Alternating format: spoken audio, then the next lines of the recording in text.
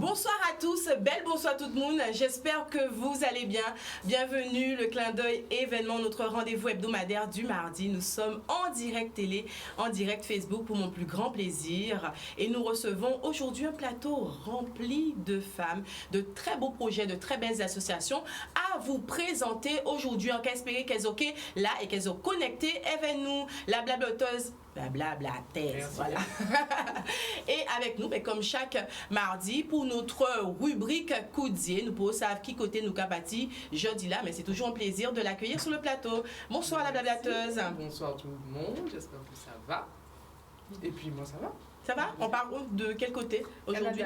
Canada. Ok, super. On a hâte de découvrir cette rubrique. Alors aujourd'hui, comme je le disais, le plateau il est bien rempli. Nous allons découvrir 3 belles associations, de très beaux projets. Nous avons à nos côtés aujourd'hui Madame Noa Dorokan, qui est la porteuse du projet Anamou. Bonsoir. Bonsoir. Bienvenue sur le plateau. C'est une première? Merci. Oui. Ah ben bienvenue. Vous allez bien? Oui, merci de l'invitation. Avec plaisir. Alors aujourd'hui, nous allons parler du projet Anamou, ses missions, ses actions et puis surtout un événement qui arrive très bientôt, c'est le 24 avril. Voilà. En quelques mots? Oui, Anamou, alors c'est un projet, déjà ça fait un mois que je suis dessus. Donc c'est tout nouveau. Tout récent, voilà, c'est ça. Mon dernier bébé.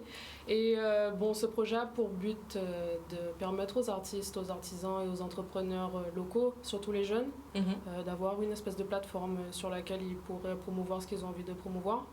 Aussi créer une espèce de communauté autour de ça, puis permettre aux grands esprits de se rencontrer, de se fédérer autour de ce projet. En tout cas, encore une fois, merci. Nous allons prendre plaisir à découvrir ce magnifique projet. À vos côtés, nous avons Madame Sylvie Lambourdière, qui est aide médico-psychologique. Séverine Blocus à ses côtés, chef du service d'accompagnement comportemental spécialisé.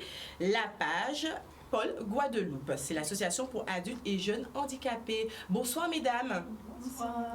Merci d'être sur le plateau aujourd'hui. Merci de nous accueillir. Avec plaisir. Alors nous allons parler plus précisément de ce service, des actions qui sont menées et surtout de la journée mondiale de l'autisme qui arrive à grands pas. C'est déjà le 2 avril. Tout à fait, samedi 2 avril. Donc samedi qui arrive. Oui. Samedi qui arrive. Voilà, on est en plein dedans. On est en plein dedans. Voilà. Encore une fois, bienvenue sur le plateau et nous prendrons plaisir justement à découvrir puisque c'est un sujet, on en parle de temps en temps, mais c'est souvent à l'approche de l'événement. Donc là, en tout cas, on prendra plaisir à bien décortiquer ce sujet et à inviter la population, si vous voulez poser des autres questions, comme on l'a dit, vous êtes présents. Tout à fait. Voilà. C'est bien là. À vos côtés, pour notre plus grand plaisir, nous avons Divina Bertelli qui est assistante service social et Madame Anissa Salcet qui est avec nous, qui est la représentante des usagers. L'APF Paul Guadeloupe Autonomie. C'est bien ça. C'est bien ça? Bonsoir. Bonsoir. Bienvenue mesdames. Merci. Alors, comme je le disais, de très belles associations. Aujourd'hui encore, nous allons débattre, parler de cette association, ses missions, le public cible et surtout un événement qui approche à grands pas. Un speed dating. On va parler d'amour. On aime ça, parler d'amour sur le plateau. On aime bien parler des speed dating aussi, puisque c'est la première édition, n'est-ce pas? C'est ça. Avec un public particulier. Voilà, nous allons parler de tout ça. Nous sommes en direct. Alors, comme j'aime à le dire, n'hésitez surtout pas à nous appeler au 0590 96 10 10 si vous avez une question à poser. Si vous avez aussi envie de, pourquoi pas témoigner, parce que je suis sûre que les sujets vont vous intéresser et vont vous plaire. Et puis, on va partir également du côté du chat Facebook pour vous faire un coucou. Voilà, nous avons tout dit. Noa Dorokan. Oui. Alors Anamou, d'où vient ce nom? Anamou, c'est mignon. Anamou, oui effectivement c'est mignon, c'est accrocheur. Mais en fait Anamou c'est déjà A-N-A-M-U. C'est le nom d'une plante qu'on appelle ici douvan-douvan ou douvan-nègre. Ah, voilà. ok, douvan-nègre. Voilà, c'est ça. Et dans les pays surtout les îles de la Caraïbe hispanophone, on l'appelle Anamou, A-N-A-M-U. Okay. Et puis quand j'étais avec une amie en train de faire un petit brainstorming pour la création de ce projet, à l'époque il n'avait pas encore de nom, et puis je sors ce nom-là, et cette amie, d'ailleurs si elle regarde, coucou à elle, en fait quand elle l'a écrit sur son ordinateur, elle l'a écrit A-N-A-M-O-U. Et quand je l'ai entendu le dire et quand je l'ai vu à l'écrit, ça m'a tout de suite évoqué En amour, en l'amour. Et bon, c'est exactement ce que j'aimerais dégager en fait. Voilà, c'est ça, c'est l'esprit de ce projet, de cet événement. Ouais. Alors justement, parle-nous de ce projet.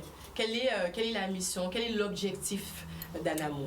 Alors l'objectif ce serait de permettre, comme je l'ai dit, aux artistes, aux entrepreneurs, aux artisans locaux de promouvoir ce qu'ils ont envie de promouvoir. De faire en sorte que les gens viennent partager ce qu'ils ont à partager, échangent et puis s'entraident en fait. Ça part d'un constat? Oui. Pas suffisamment de lieux où on peut collecter les informations qui iraient? Il y en a, mais je trouve que ce serait bien d'apporter ce projet plus dans une optique de jeunesse. Ah, voilà.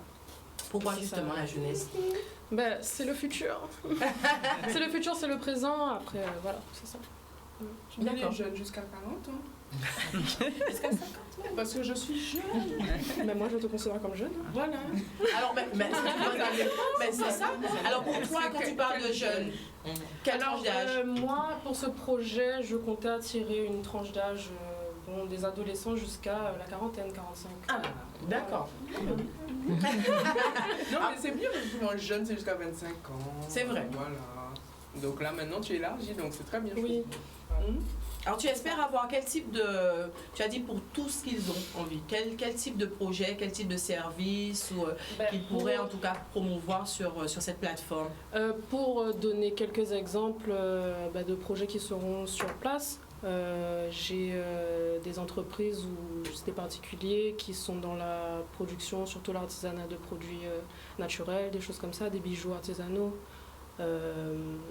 Voilà, après il y a aussi une portée musicale, artistique, donc en fait toutes sortes de projets en réalité. D'accord. Voilà. Très bien. Et donc, le 24 avril, est-ce que c'est une façon aussi d'avoir une journée pour présenter, pour réunir du monde? Voilà, c'est ça. En fait, c'est le lancement du projet. C'est le lancement d'Anamo qui se déroulera le jour inscrit ici. Voilà. Mais dis-nous, parce qu'il oui, y a des gens qui passent à l'île.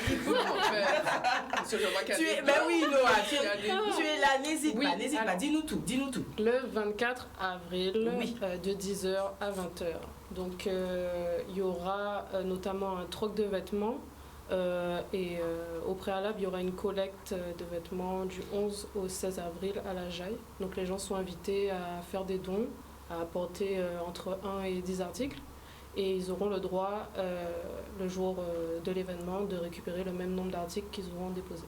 Voilà. Ah, ça c'est bien ça. C'est vraiment le côté troc. Voilà, c'est pas mal, c'est vraiment troc. Donc je ramène 2 vêtements, je peux pas repartir avec 2 vêtements. Voilà. Et si l'événement ne me plaise pas, moi j'ai donné, j'ai fait ma part et puis tant mieux. Voilà, c'est ça. Et puis de toute façon, il y aura des stands, il y aura les prestations musicales, il y aura les ateliers, il y aura plusieurs intervenants qui vont venir ouvrir le sujet autour de plusieurs discussions. Donc voilà. Alors j'ai vu que vous avez des workshops. Qu'est-ce qu'on peut attendre lors de ces workshops? Alors il y aura déjà René Théophile qui sera là pour faire un atelier Marie-Tête. Ah. Voilà. Et il y aura aussi un jeune, Hakim Zambla, qui va être là pour faire un atelier de tressage de feuilles de cocotier. Voilà. Ok, super intéressant. Ça sympathique le workshop. Oui, et on va finir par un lit rose. Oui, c'est ça, les roses. Alors pourquoi les roses? Pour nous rapprocher de la culture. Voilà. Pour amener la culture au centre de toute chose. C'est important. Alors, est-ce qu'il y a des gens qui peuvent danser, exprimer? Bien sûr, les roses, mais c'est obligatoire. C'est les roses, avec tellement de gens fermés. Non, c'est pas réservé qu'aux danseurs confirmés, tout ça, parce qu'il y a de ça aussi en ce moment. Ok, très bien. Alors, on rappelle les dates, c'est le 24 avril, c'est ça? Oui. Alors, ça aura lieu où, précisément? Ça aura lieu après le rond-point de prise d'eau sur la route des Mamelles, bon, pas loin, avant la cascade aux écrevisses, avant tout ça, c'est sur la gauche, un espace... qui va être dédié... En pleine nature, vraiment dans l'esprit de l'événement, sous un grand carbet, voilà... Quand on arrive à cet endroit-là, on ne peut que passer un bon moment. Un bon moment, voilà. Super.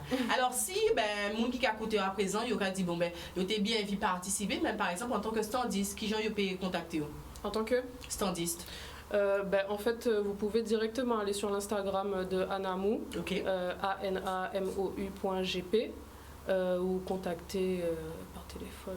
Je n'ai pas encore d'adresse email, mais ça saurait tarder. Voilà. En tout cas, les réseaux, c'est facile à trouver. Oui, c'est ça. C'est Anamou. Mhm. Voilà. Très bien. Ben, merci beaucoup, Noah. Tu restes avec nous? Merci. Oui. On passe du côté de l'association pour adultes et jeunes handicapés avec Madame Sylvie Lambourdière, qui, je le rappelle, est aide médico-psychologique, et Madame Séverine Blocus, qui est chef de service. Tout à fait. Magnifique sourire, mesdames. Tout va bien? Pour une première, ça va. Très bien. Alors, on le disait hors de l'antenne, 8 services. Et aujourd'hui, on va parler plus précisément du service d'accompagnement comportemental spécialisé. Tout à Alors, fait. en quelques mots déjà, présentons l'association Voilà, tout à et fait. précisément le service. Par rapport au contexte, donc nous dépendons de la page Guadeloupe, association pour adultes et jeunes handicapés. C'est une association qui œuvre pour le bien-être des personnes en situation de handicap depuis 1978. Ah oui. Oui, Ah oui, beaucoup donc d'expérience. elle a su Très bien. tout à fait, elle a su innover, vraiment s'adapter aux besoins aussi. Et au Et qui contexte. évolue, tout et à au fait. contexte qui évolue Mhm. des personnes en situation de handicap. Donc oui, actuellement 8 services et établissements. Donc il y a 2 ESAT, établissements et services d'aide par le travail, Ok. dont un spécialisé pour les personnes, pas spécialisé, mais qui accueille les personnes traumatisées crâniennes et cérébro-lésées. Oui. Un CPO UROS qui fait de l'évaluation aussi pour les personnes cérébro-lésées et traumatisées crâniennes. Ok. Un foyer d'accueil médicalisé. Un service mandataire judiciaire. Ok. Qui est-ce que j'ai oublié? Le foyer, qu'est-ce que j'ai oublié? Le femme de Bastet. Le Le femme de le Bastet. femme de oui, le Le femme. deuxième pôle. J'en ai eu combien là? 2. Donc vous êtes vraiment Le SAIS. Le SAIF, bien Service sûr, en plus. d'accompagnement et d'insertion sociale et professionnelle qui accompagne du coup les personnes qui sont accueillies au sein des ZAD, qui les accompagne pour une insertion professionnelle et sociale. D'accord. Le SACS, donc Le notre dernier. service, et un service de formation qui est en cours de restructuration. Ok, très complet quand même. hein. Très Oui. complet. Très complet. Et on Vous êtes intervient vraiment sur tous les angles. tous les angles et sur l'ensemble du territoire aussi. Ah, quand vous dites l'ensemble du territoire, plusieurs C'est-à-dire antennes. plusieurs antennes, pour les ESAT notamment, le FAM de Pôle, un vieux fort, oui, et en Zadine, après. Ah, ok, Donc bah, vraiment, voilà, tout à on fait. essaye de couvrir Toute la région. toute la région, tout le territoire. Le Exactement. service mandataire intervient également sur Saint-Martin. Ok, c'est bon à savoir. Et le Alors, sax à Bémao. Le SACS, bien évidemment, à Bémao. alors, le service d'accompagnement comportemental spécialisé, on dit le SACS. SACS. Très bien. Alors, le SACS, quelle est la mission précisément du SACS? Comment vous intervenez? Quelle est votre cible? Quelles sont les actions que vous menez? Alors on intervient déjà par rapport au public. On accueille des personnes qui ont des enfants et adolescents de 3 à 20 ans D'accord. qui ont été diagnostiqués comme ayant des troubles du spectre de l'autisme. Ok. Donc il faut qu'il y ait ce diagnostic-là qui soit posé et que les personnes les enfants ou adolescents soient orientés par la MDPH, Maison départementale pour les personnes handicapées. D'accord. Donc, avant de venir dans votre service, il y a une démarche, une procédure nécessaire. Exactement. Ok. Donc ça c'est la première chose. Donc on a 10 places. Donc c'est peu, mais c'est déjà pas mal. C'est en tout cas l'offre, si on pourra après s'agrandir, on le fera. Alors pourquoi 10? Est-ce que À la c'est par création. souci d'offrir un service En fait, à la création, comme nous sommes financés par l'Agence régionale de santé, Le quota a été- d'accord. l'agrément a été délivré pour 10 places. Ok. Aujourd'hui, est-ce que les 10 places sont... Les 10 places. Ouais. Est-ce qu'il y a des personnes en attente? Est-ce qu'il y a des demandes de famille? Oui. Ouais. On a Aujourd'hui. une liste d'attente. Nos partenaires aussi nous font savoir qu'il y a des demandes qui ne sont pas satisfaites. Mhm. Bien évidemment, quand les enfants ou adolescents sont accueillis chez nous, ils restent quand même sur une durée, donc il n'y a pas de turnover forcément. Donc ça crée aussi une demande. Tout à fait. D'accord. Ok. Donc notre équipe est constituée essentiellement d'aide médico-psychologique. Mhm. Que des femmes. Une psychologue, oui. Gueule pour eux. Que des femmes. Une psychologue, une maîtresse de maison, une secrétaire et moi-même. Ouais. Donc je laisse Sylvie, Et, la parole à et Sylvie. 12 AMP. 12, ouais. 12 AMP. Ah, on connaît Ben, pas trop les templates. Ah, aide médico-psychologique, Ah, d'accord. voilà. Pour l'AES. Et tous les jours, on œuvre pour le bien-être, l'épanouissement des enfants. On fait des activités extérieures, des activités académiques aussi en salle. Ok. Et voilà, tout pour l'intégration, la socialisation. tous les jours. De ses enfants. De ses enfants. Ok. De ses enfants et ados, hein, parce qu'on a quand même, ils doivent rester au SACS jusqu'à 20 ans. Ok. Au bout à l'âge de 20 ans, ils sont orientés autre part. Et donc, du coup, ceux qui sont là, ben voilà, on en a, la plus grande va avoir 18 ans. Ah, Voilà. d'accord. Alors, c'est tous les jours? Oui. Est-ce qu'ils sont avec vous tous les jours? Tous les jours. Normalement, on travaille du lundi au vendredi, lundi, mardi, jeudi, vendredi, de 8h à 16h30 et le mercredi de 8h à 13h. Mais les enfants partent le mercredi à 12h et le vendredi à 12h30. Ok. Et ils déjeunent aussi avec nous, hein. C'est tout au long de la journée, c'est des prises en charge, c'est du travail, de l'accompagnement. Et le plus important, c'est de l'épanouissement. Voilà. C'est vraiment ce qu'on Alors, vise. justement, oui. C'est vraiment ce qu'on vise, que les enfants accueillis puissent effectivement être épanouis, mais dans leurs différents lieux de vie. Il faut savoir qu'au SACS, on les reçoit effectivement au sein du service, mais on intervient aussi à domicile. On intervient aussi si l'enfant veut intégrer un ALSH, un centre, non, c'est accueil de loisirs. Accueil de loisirs sans hébergement. Si, nous, on peut aussi accompagner l'enfant pour qu'il y ait une intégration progressive. Les AMP peuvent accompagner. C'est un véritable soutien aux parents. Hein. Oui, mais il faut savoir aussi qu'on travaille avec la méthode ABA, l'analyse appliquée du comportement. Donc ça implique franchement une grande collaboration avec les parents aussi, puisque ça ne peut pas fonctionner si ça reste au centre. Il faut que les parents doivent être impliqués. Voilà, c'est ça. Okay. Et de ce fait, on a la psychologue du SACS, Myriam Lissoise, qui dispense, enfin pas dispenser, mais qui fait des accompagnements avec les parents, le soutien parental, la guidance parentale, quand on va au domicile aussi. Donc voilà, elle fait un lien avec les écoles parce qu'on a des enfants aussi scolarisés. Okay. Oui, on a des enfants scolarisés et donc voilà, elle fait le lien avec tout ça qui fait que ça nous permet de travailler dans tous les lieux de vie de l'enfant. Et ça nous est arrivé aussi d'accompagner des enfants qui n'avaient pas d'AESH à l'école au bout d'un certain moment. Maintenant, ils sont tous pris en charge plus ou moins à l'école, même s'il en manque quand même. Mais on a eu l'occasion de les accompagner. D'accord. Donc voilà. Alors, quelles sont les problématiques qui reviennent le plus souvent? Je dirais là, celle qui me vient de suite, c'est l'accès aux soins. Pour les personnes donc avec des troubles du spectre de l'autisme, l'accès aux soins, tout ce qui tourne autour de l'inclusion sociale, professionnelle, c'est assez limité même sur le après, puisqu'on vous a dit que nous on accueille les enfants jusqu'à 20 ans, le après. C'était ma question aussi, après, est-ce que ces ados, comme on les a cités, les ados, 20 ans, je considère qu'on n'est même plus ado, jeune adulte, déjà jeune adulte. Après, qu'est-ce qui est proposé à ces personnes? Mais c'est vrai qu'avant leur départ, on travaille pour les accompagner avec un projet de sortie. On a de ceux qui sont orientés à l'ISAT, mais c'est toujours en lien avec le parent, le soin du parent pour l'enfant, parce qu'il faut savoir qu'on a beaucoup d'enfants qui sont non-verbaux. Donc, en fait, on voit qu'est-ce qui pourrait les intéresser et on discute avec les parents pour voir où il faudrait les orienter après. Voilà, tous ceux qui sont partis du centre ont bénéficié de notre accompagnement. Et jusqu'à aujourd'hui, vous avez des retours? Oui, parce qu'il y en a, les deux qui sont partis, ils ont eu la chance de rester quand même au sein de la page. Un en ISAT et l'autre aux femmes. Donc, du coup, on a des retours pour savoir comment ça se passe et tout ça. On en a eu d'autres qui sont partis, mais on a eu des nouvelles. Et ça se passe bien. D'accord, très bien. La journée mondiale de l'autisme, le 2 avril. Oui. Donc par rapport au contexte sanitaire, c'est pas évident effectivement de pouvoir cette année, comme les années précédentes, de pouvoir organiser quelque chose, mais c'est important de marquer le coup.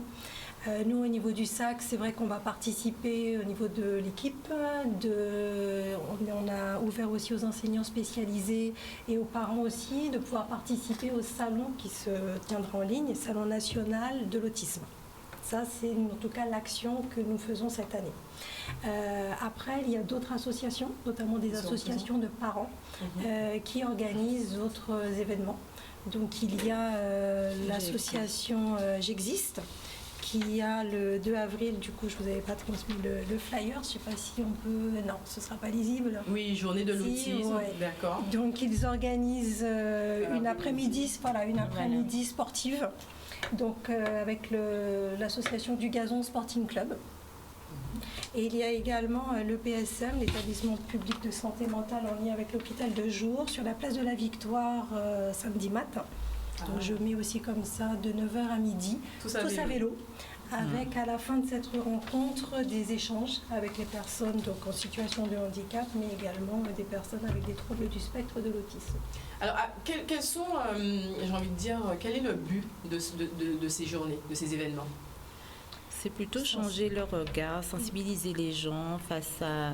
Parce qu'il y a beaucoup de personnes qui pensent que c'est une maladie. Ce n'est pas une maladie, c'est un handicap. Donc, c'est changer la façon de voir, le regard et permettre aux enfants d'être mieux, pas acceptés dans la société, mais... Comment dire ça? Favoriser leur inclusion, voilà, c'est ça. Parce que une partie intégrante de cette société, être des citoyens parce que de la société. La méconnaissance des gens font que les enfants sont un petit peu en retrait. Donc, encore aujourd'hui, on fait ce constat. Est-ce que c'est dû au fait que la population a une méconnaissance de cet handicap? Est-ce que comment on pourrait qualifier ça? C'est beaucoup lié à la méconnaissance. La méconnaissance. Et c'est tout l'intérêt de ces journées de sensibilisation à l'autisme, déjà de rendre visible notre action, celle d'autres associations, du coup de mettre des mots sur ce que l'on peut voir et du coup de sensibiliser le tout public, de savoir ce qu'est l'autisme sans avoir forcément toutes les notions scientifiques ou autres, mais déjà avoir cette sensibilité-là. Et quand vous êtes, je sais pas, un secrétaire médical, vous recevez un enfant, le parent vous dit qu'il est autiste, vous aurez déjà cette sensibilité pour adapter l'accueil, que ce soit pour un magasin, quand un parent vient avec son enfant. Donc c'est ça, l'inclusion, vraiment l'inclusion sociale, c'est notre priorité. C'est la priorité. Et c'est vrai qu'on a commencé à travailler très tôt parce que plus tôt on va apprendre aux jeunes et donc on fait des sensibilisations aux écoles, dans les écoles. Ça, c'est très bien. Oui, pour qu'ils puissent, parce qu'il y a les enfants autistes sont scolarisés, pour qu'ils puissent comprendre certains comportements. Et puis les questions sont vraiment très pertinentes et très intéressantes. Des enfants? Oui, des enfants, exemple. Oui. Est-ce que c'est une maladie? Est-ce que si je le touche? Et pourquoi il fait ça? Ils sont dans le concret. Oui, voilà, c'est ça. Il a une question, c'est innocent, il pose la question. Oui, voilà. Et pourquoi il crie? Et pourquoi il reste dans son coin, et pourquoi il ne parle pas, et pourquoi il ne vient pas quand je l'appelle, mais on leur explique qu'il y a autant d'autisme que d'individus. Oui, ils sont tous différents, donc il faut leur expliquer qu'il faut donner le temps, leur donner le temps. Ils comprennent, est-ce qu'ils comprennent? Parce qu'on a tendance à dire qu'ils sont dans leur bulle, et c'est pas vrai. En fait. Mais c'est ce qu'on entend le plus souvent, qu'ils sont dans leur monde, ils sont un peu dans leur bulle. Et ça, c'est une idée fausse. Je pense, parce qu'en fait, l'un des gros problèmes des personnes avec autisme, c'est l'interaction sociale. C'est pas qu'ils ne veulent pas, mais ils ne savent pas comment faire vraiment. Et il suffirait d'apprendre à les connaître et puis de mieux les intégrer plutôt que de les cataloguer. Je l'appelle, il ne répond pas, mais on ne sait pas s'il parle ou s'il ne parle pas. Il faut déjà cibler la personne, puisque l'important, c'est d'avoir un moyen de communication. Il peut peut-être pas parler, mais il peut se servir d'images, il peut s'exprimer avec des signes. Donc, c'est essayer de comprendre la personne et vouloir l'intégrer et pas dire que puisqu'il ne parle pas, il n'est pas comme moi, il est dans son monde. C'est pas parce qu'ils sont très intelligents, ils comprennent très bien et ils nous apportent même beaucoup plus qu'on ne leur apporte, parce que quand même l'humilité, la patience, l'humilité, l'ouverture d'esprit. Oui, voilà, c'est ça. Et nous pousse à nous dépasser, parce que tous les jours, on essaie de comprendre pourquoi, pour mieux les aider, comment. On se remet en question tout le temps, donc ça nous fait grandir et ça nous fait évoluer. Très bien. En tout cas, je suis très contente de vous avoir sur ce plateau. Alors, on va passer du côté du chat, puisqu'il y a des questions qui, j'en suis sûre, l'une d'entre vous pourrait y répondre. Bonsoir, Mounonou, si pas si côté ces chats-là. Je vois Sabrina Germani, Médard Fabien. Alors, Yvan Franck qui nous demande: j'ai entendu dire que les autistes sont très sensibles à l'environnement. Est-ce que c'est vrai? Oui. Oui, c'est vrai, parce que tout ce qui est sensoriel, oui. ils peuvent être très sensibles au bruit, aux odeurs. Oui, c'est vrai. Ils sont pas tous, hein, mais... Ouais. Il faut savoir que ces particularités sensorielles peuvent aussi bien être en hypo, c'est-à-dire beaucoup moins, ou en hyper. Oui, ça dépend vraiment et ça peut toucher l'ensemble des sens. Ouais, d'accord, très bien. Merci pour la question, Yvan. Dominique Morin qui nous demande comment se passe une journée type dans votre établissement. Il y a des petits rituels du matin. Vous savez qu'on allait avoir cette question. Les enfants arrivent à 8h, on les accueille. 8h30, c'est vrai que le personnel est en place depuis 8h. Les enfants arrivent à 8h30, on les accueille, ils ont leur rituel, ils vont déposer leur sac dans les casiers qui leur sont attribués. Puis après, c'est vrai que dans la méthodologie ABA, il y a des termes comme le pairing. Le pairing, c'est s'associer à quelque chose d'agréable pour l'enfant. C'est pas, à ce moment-là, c'est pas quelque chose que nous, on contrôle. Alors, si l'enfant arrive le matin, il faut être en bonne condition, hein, et qu'il a envie d'aller sauter dans la salle de psycho, on y va. D'accord. Oui. S'il a envie d'écouter de la musique, on danse. Okay. Voilà, c'est ça en fait. C'est s'associer. Oui, voilà. C'est une façon de les mettre en jambe, de recréer le lien avec eux, même s'ils nous voient tous les jours. Hein, mais c'est comme tout le monde. Un matin, on se réveille, on n'a pas très envie. Donc, c'est une façon de préparer la séance. Puis après, on est en salle, on travaille, tout ce qui est académique ou autre. Mais c'est toujours, il y a l'académique, il y a sous forme ludique aussi. On crée des interactions. Après, il y a le temps du goûter dans le réfectoire. Après, on retourne soit pour faire des activités en salle ou autre, parce qu'il y a il y a la salle de psycho, ils peuvent aller d'une salle à une autre, faire une activité avec un autre père. Et après, il y a le déjeuner aussi, qui est un temps de convivialité. Mais tout ça aussi, ce sont des temps d'apprentissage. On déjeune avec eux, quoique maintenant, avec le Covid... on garde le masque, donc on ne déjeune pas en même temps qu'eux, mais on est toujours présent, on discute. Voilà, c'est un temps d'apprentissage pour certains. Certains, c'est de rester ensemble, d'autres, c'est des interactions, d'autres travailler des gestes de la vie quotidienne, servir de l'eau à tout le monde. Voilà, c'est un peu ça. Après, dans l'après-midi, on a plusieurs activités qu'on a mis en place. Donc, ce sont des activités de groupe. Parce que comme je disais au départ, le premier problème chez les personnes avec autisme, c'est l'interaction sociale. Donc, et puis ça coupe de la routine du matin. Donc après, il y a le goûter à 15h et le départ à 16h. Très bien, ok. Merci beaucoup Yvan pour cette question. Il y a un mot, Alexandre. Alors, on sent que votre travail, c'est votre vocation. Vous êtes passionné, on va vous écouter.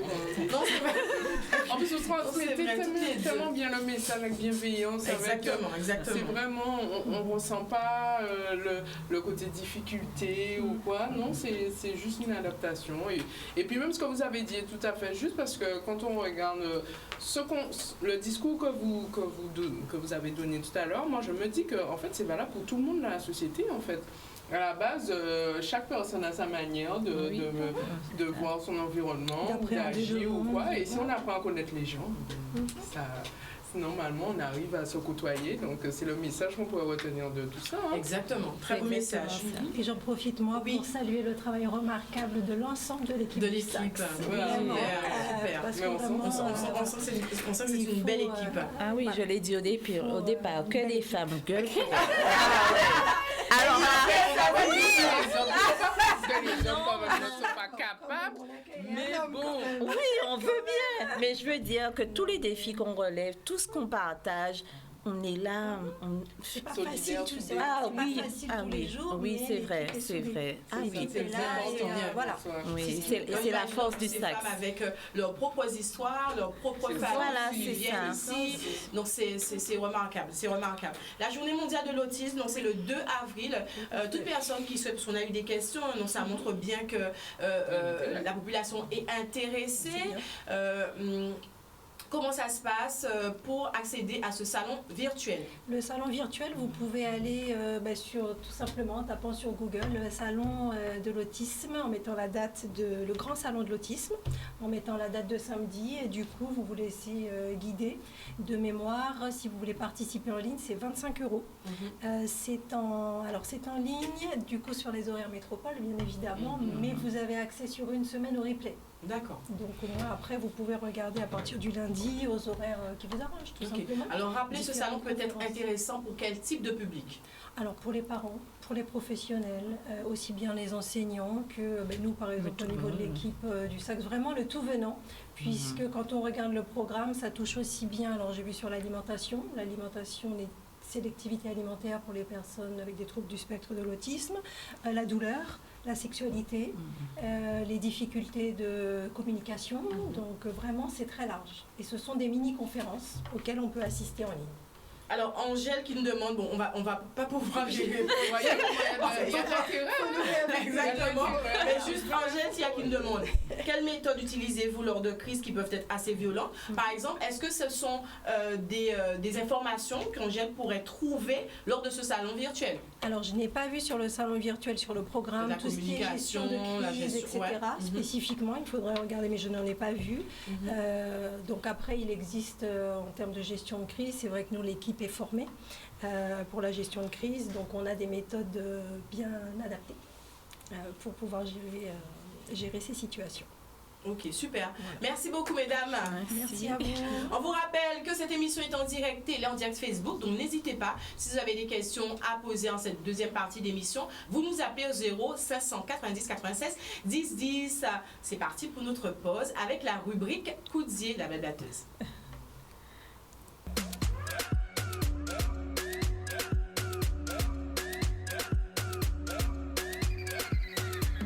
No moto, no car, hein? Merci.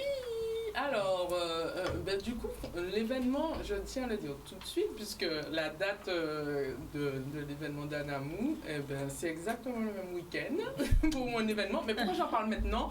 Parce que les inscriptions ont commencé. Donc, c'est pour ça que j'ai préféré en parler maintenant et que, voilà, les personnes intéressées puissent aller s'inscrire parce que c'est accessible à tout le monde. Donc, la promesse que nous fait justement Afrotopia 2022, qui est l'événement qui va se dérouler au Canada, et une expérience virtuelle où les personnes qui vont participer seront artisans d'un futur prospère pour les collectivités noires. Donc là, on est clairement sur un événement communautaire, international, bien sûr, qui aura lieu, comme je le disais tout à l'heure, du 23 au 24 avril. Et il est organisé par le FEIN, donc FEIN, je pense, je ne sais pas comment ils prononcent ça, mais c'est le Forum économique international des Noirs, qui est une organisation apolitique qui est dédiée à l'épanouissement, l'enrichissement économique des personnes africaines et afro-descendantes. Et sur leur plateforme, ils veulent traiter des enjeux, des problématiques économiques que vivent les populations noires, hein, tant locales qu'internationales, et en créant un espace de collaboration pour tous. Donc c'est vraiment l'objectif de ce forum qui existe depuis 2015. C'est ce que j'allais dire, d'accord. Donc c'est récent quand même. Okay. Ah, c'est récent, hein, 2015, donc là ça va faire 7 ans. Donc voilà, donc c'est très récent. Et la thématique du coup de cette Afrotopia 2022, ce sera l'effervescence noire. Alors ils l'ont traduit de cette manière, c'est pour eux illustrer cet état de bouillonnement d'idées, de perspectives différentes et d'engagement individuel sur les divers enjeux qui affectent les collectivités noires, qui débouchent sur des pistes de solutions et à un développement tant social qu'économique favorable. Donc on est vraiment sur quelque chose de global. Et donc d'où le terme effervescence, parce que comme ça bouillonne au fond de nous. Et au programme, vous aurez des rencontres, échanges avec des leaders. Vous avez pu voir un peu la liste des conférenciers, tout ça. Des innovateurs, des chefs d'entreprise au travers de conférences, d'entrevues, de masterclass, de laboratoires d'innovation.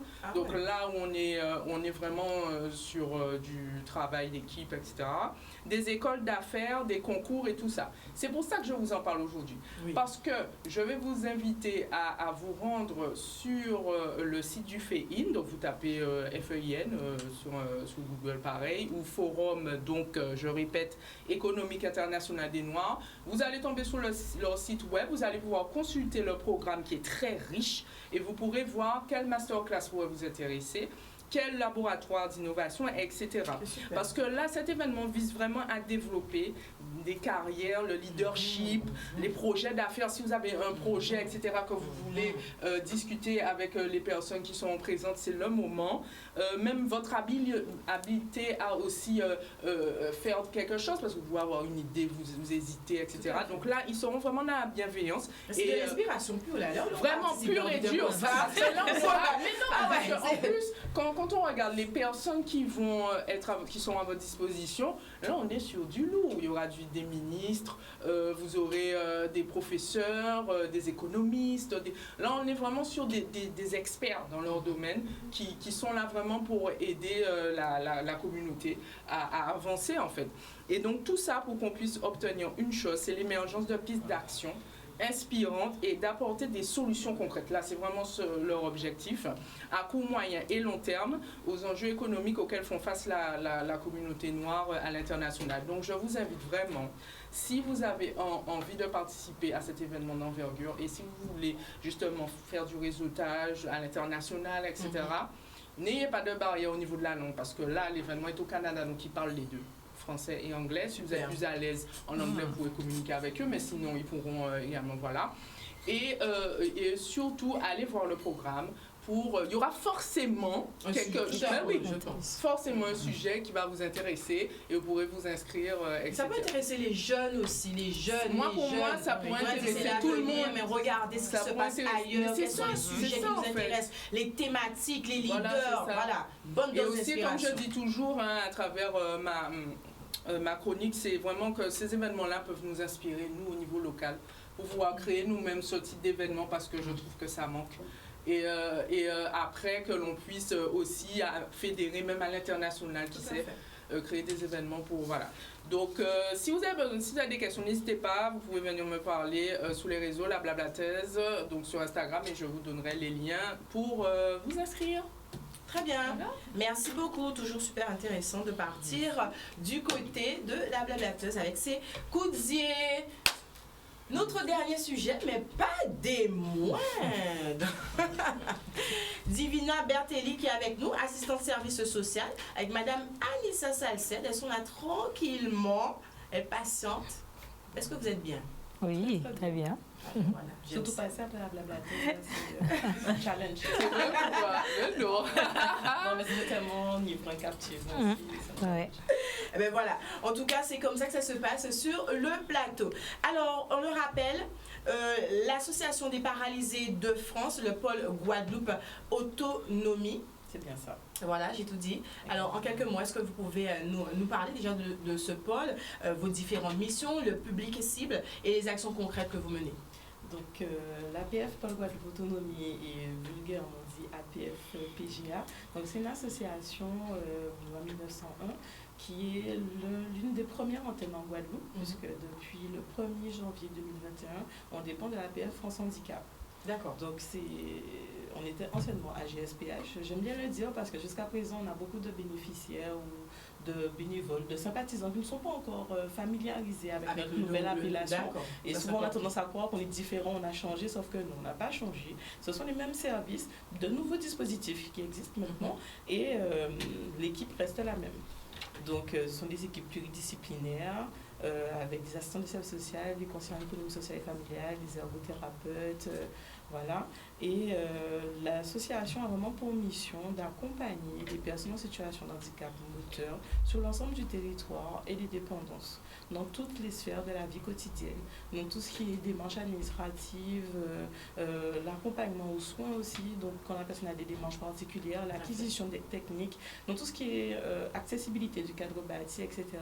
Donc c'est vrai qu'on n'en parle pas beaucoup du handicap, ou parfois, voilà, c'est un peu tabou jusqu'à présent. Ben justement, alors je tiens à le dire, cette émission, parce que je suis encore très très très contente que vous soyez venus et on n'a pas fait exprès. Hein. On n'a pas fait exprès. Non mais c'est vrai, je tiens à le dire. On va dire peut-être que c'est une émission spéciale sur l'handicap, mais pas du tout.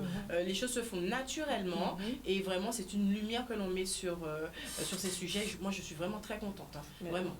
Merci beaucoup Queen V de mettre aussi en lumière ce que nous faisons sur le terrain parce que c'est pas toujours évident.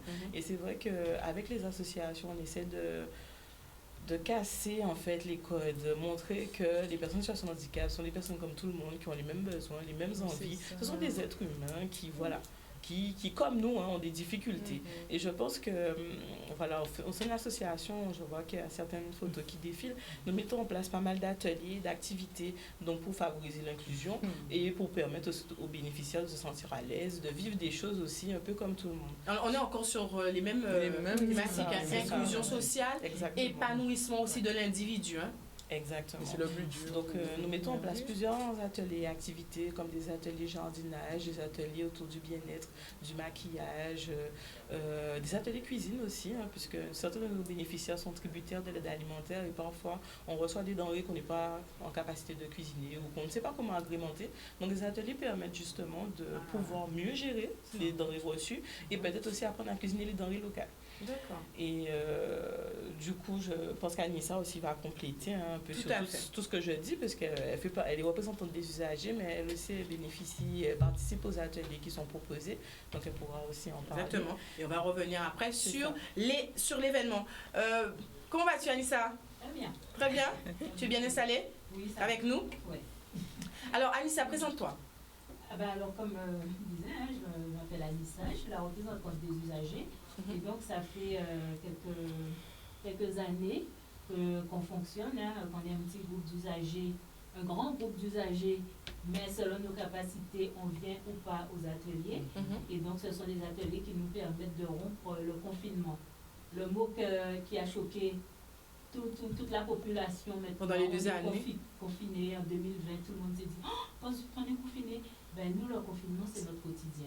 Moi, son candidat, ça très important, ça. On vit confiné, on voit la vie de l'extérieur, on regarde la télé, mais si on ne sort pas, si on ne voit pas, on n'a pas des ateliers pour se rencontrer, on ne fait rien, on tourne autour de notre petit noyau, on a nos thérapeutes, on a les infirmiers, est-ce que tu as tes médicaments, est-ce qu'on fait une chez toi, est-ce que ça tourne autour de ça. Et donc ça nous fait nous rencontrer et parler d'autres choses, que comme on est pareil, donc on parle de choses.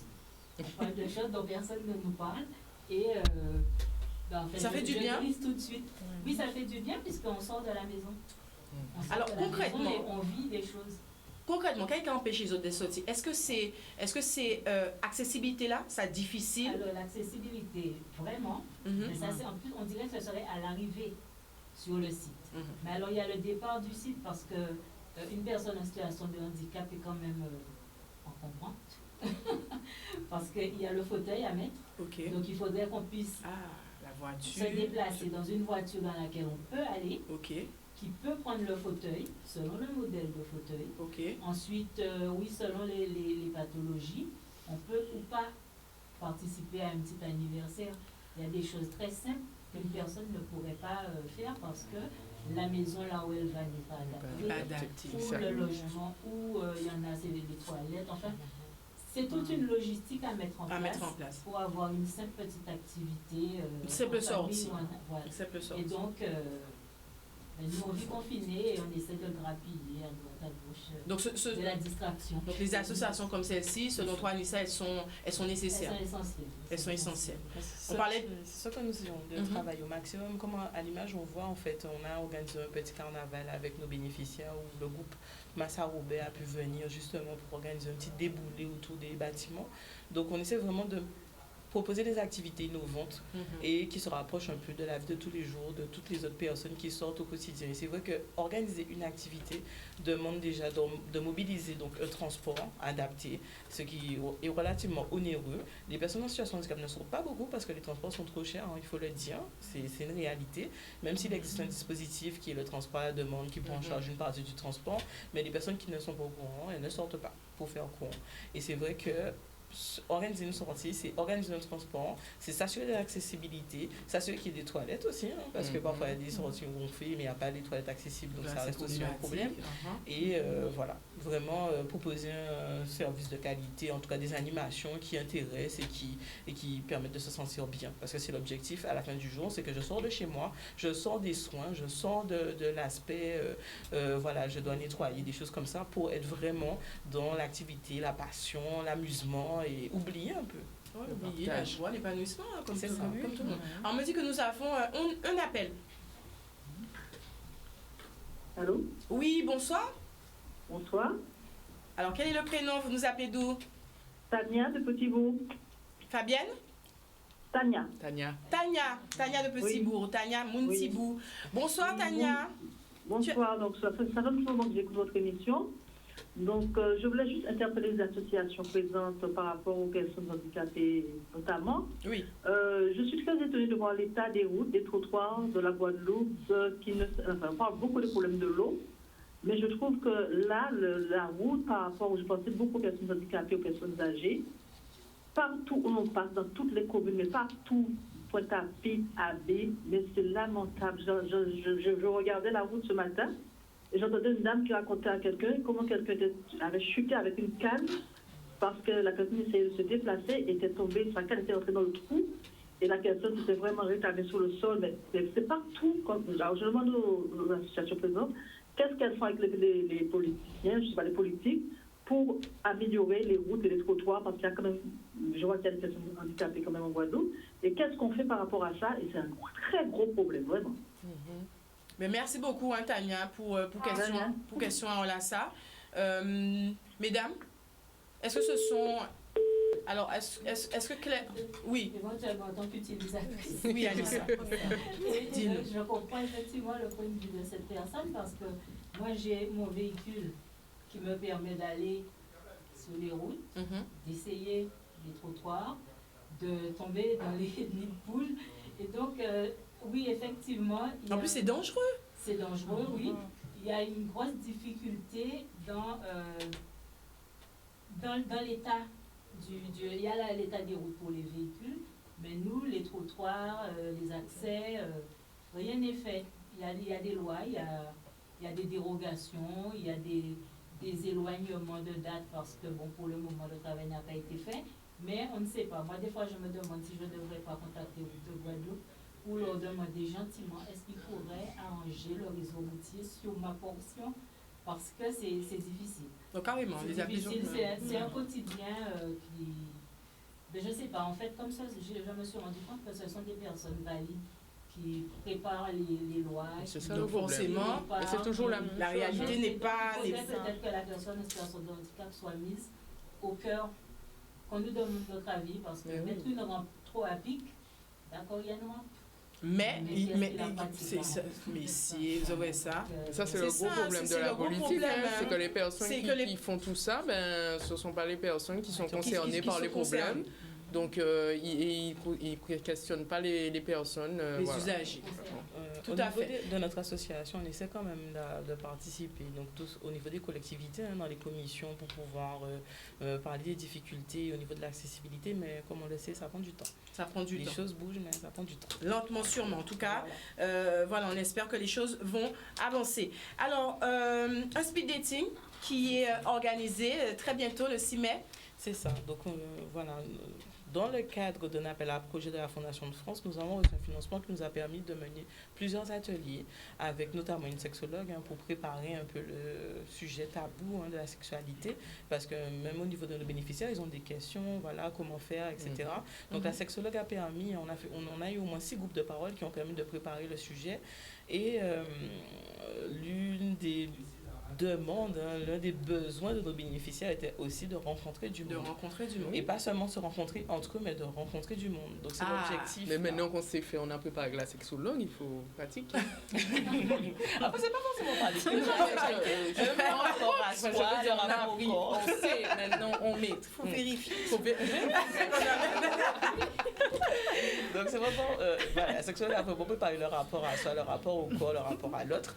Et l'idée, même au-delà de ça, la sexualité, c'était déjà un besoin de se rencontrer, d'avoir confiance en soi aussi pour les rencontres. Alors c'est important, c'est intéressant ce que tu dis parce que finalement ce speed dating, il n'est pas couvert aux personnes en situation de handicap, mais tout le monde. Tout le monde.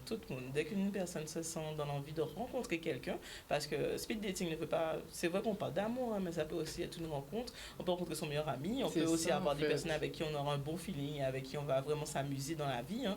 Donc l'idée du speed dating, c'est permettre aux personnes valides et invalides, ou valides et invalides, de se rencontrer dans une bonne ambiance le 6 mai. Dans un lieu tenu secret. Pour le moment, le lieu est tenu secret. Est-ce que c'est un lieu qui va être charmant? Exactement. J'invite tous ceux qui sont dans cette envie en fait, de rencontrer quelqu'un à s'inscrire. Donc, je ne sais pas si on pourra diffuser du coup notre on peut remettre le flyers. Alors, n'hésite pas à nous donner les informations. Est-ce qu'il y a un réseau social sur lequel on peut avoir l'information, le téléphone? Voilà. Dis-nous. C'est-à-dire qu'au niveau de notre flyers, on verra qu'il y a une adresse mail, donc on demande à ce que les personnes puissent s'inscrire sur l'adresse mail directement, speeddate@gmail.com, pour qu'elles puissent justement susciter déjà, montrer qu'elles ont un intérêt par rapport au speed dating, et pour qu'elles puissent recevoir une fiche d'inscription. Comme ça permet justement de savoir quels sont les centres d'intérêt de la personne et de donner préparer déjà un petit peu en amont. Voilà, donc le 6 mai de 17h30 à 23h dans un lieu tenu secret, nous attendons toute personne qui souhaite rencontrer quelqu'un. Alors la question que j'aimerais poser, puisqu'on l'a dit tout à l'heure là, ce n'est pas facile de se déplacer, d'accéder à des lieux, etc. Est-ce qu'il y a un dispositif qui est préparé, mettre en place pour aider ces gens-là à vivre dans ces lieux secrets là ça? Totalement, nous sommes obligés. Étant précurseurs de la chose, c'est vrai que oui, nous organisons un système de transport en tout cas pour une personne qui n'est pas dans la capacité de se déplacer. Et bien entendu, nous sommes dans un contexte pandémique, donc nous sommes obligés de demander en tout cas le pass sanitaire et le masque, parce que voilà, c'est un peu, on a quand même un public un peu fragile, donc l'idée quand même c'est d'être protégé, de se protéger soi-même. Très bien. Alors, Yvan Franck qui nous dit, belle initiative. Anissa, est-ce que ce type de rencontre, de speed dating, est-ce que quel est ton avis? Alors, je vais parler en nous, puisque j'ai demandé aux collègues ce qu'ils voudraient que je porte comme message. Super. Et donc, oui, nous sommes très intéressés parce qu'on n'a pas la capacité d'aller vers l'autre, mais il y a aussi le tabou du handicap. Parce que, après, on va aller sous les appellations. Les gens voient un handicapé. Et moi, ça me choque personnellement de dire que je suis handicapée, parce que de la culture guadeloupéenne, le handicapé, c'est un personnage de sketch qui fait des bêtises, qui est bête, qui est déficient, et donc, non, on n'est pas des handicapés, on est des personnes en situation de handicap. On a chacun notre déficience, on va dire, et même pas, on a chacun notre différence. Que maintenant, même pour les Jeux Olympiques, c'est plus handisport, c'est para-olympique, qui signifie différent du préfixe. Et donc, on a des para-vies, mais on a les mêmes aspirations que tout le monde. Ce sont des besoins psychosociaux que de rencontrer quelqu'un, de discuter avec quelqu'un. Et puis, nous sommes des adultes. Nous avons eu des enfants, certaines ont été mariées, donc on se rappelle de certaines choses. Et pour rencontrer des gens, pour discuter, avec la sexologue, on a parlé de mise en bouche, sans jeu de mots.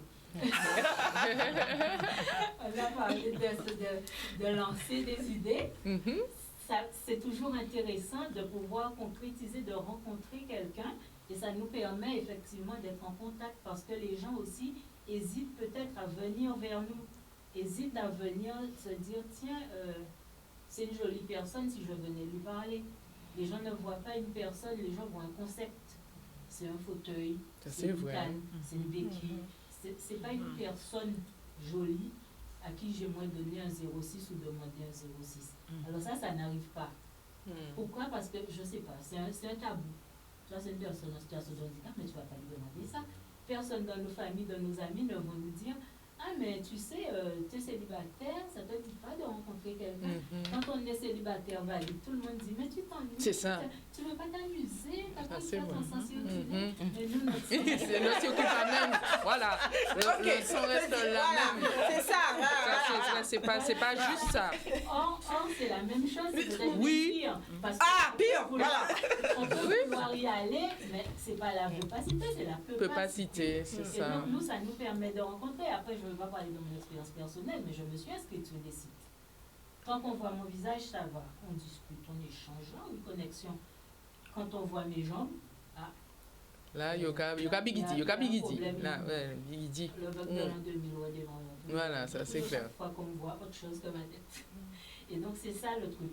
C'est l'image du handicap. Il faudrait que les gens pensent à la situation de handicap. Porter des lunettes, c'est une situation de handicap. Parce que c'est un handicap visuel. Une déficience visuelle. Tu vois mal, c'est une déficience visuelle. C'est vrai. Ah ben, moi, je ne peux pas courir, je suis juste déficient physique, c'est tout. Donc, c'est bien de rencontrer du monde. On veut le speed dating pour rencontrer du monde, mais on aimerait que les gens nous approchent. Parce qu'après, on se fait presque l'idée d'être intouchable, en fait. Les gens ne pensent pas qu'on puisse être intéressé à autre chose qu'à ce qu'on nous ramasse quelque chose par terre. On aimerait être juste une personne qui rencontre une personne et qu'elle dise ou fasse des choses qui regardent personne. Ouais. Et après, là, ça ferait qu'on fait comme tout le monde. Franchement, on fait une émission. Super, magnifique. Voilà, on a tout dit. Vous voyez ça? Très belle émission, hein. Je dis ça, je ne sais pas si vous êtes d'accord. Très belle émission. Merci beaucoup, Anissa. En cas, espérez l'on qui sorti là, il y a moins de aussi. Exactement, c'est ça que j'ai dit. On veut le 06, en fait, je ne sais pas si je sais. Voilà. En tout cas, très bien. Merci beaucoup, mesdames, d'être venues sur le plateau. Merci encore une fois. Vous êtes les bienvenus à saisonner d'autres événements. Si vous avez envie, vite ce plateau-là, parlez-nous, parce qu'on l'a dit, il n'y a pas de tabou. On aimerait vraiment offrir cet espace médiatique, auquel événement, à toutes les associations. Ok, alors n'hésitez surtout pas. Merci la blablateuse. Nous, on se retrouve vendredi avec Secret de Femmes.